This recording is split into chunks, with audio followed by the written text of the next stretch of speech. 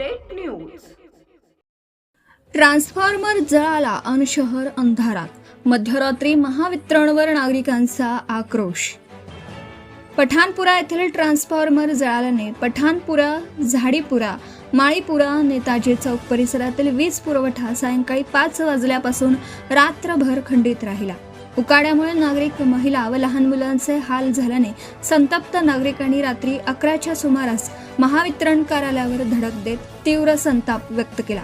नगर परिषदेच्या उपाध्यक्ष शिवानी गुगलिया यांच्या नेतृत्वात गौरव नाईकर, प्रवीण जयस्वाल, सचिन कराळे, सोनू अमरपुरे, प्रेम राऊत, मनोज शेंदूरकर, पिंटू भबुतकर, शाहरुख पठाण, अक्षय गुल्हाने, योगेश राऊत, राम राऊत, गणेश शेंदूरकर आदींनी महावितरण अधिकाऱ्यांना जाब विचारला.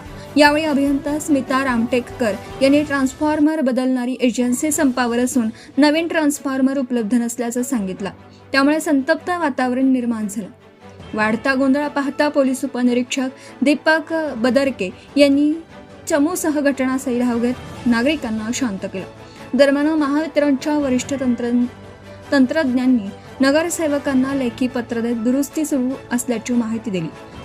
पठाणपुरा भागात अधिक क्षमतेचा ट्रान्सफॉर्मर बसवून वारंवार खंडित होणारा वीज पुरवठा तातडीने सुरळीत करावा अशी मागणी शिवानी गुगलिया व उपस्थित नागरिकांनी केली. प्रतिनिधी Nilesh Vanjari. Subscribe now and press the bell icon. Never miss an update.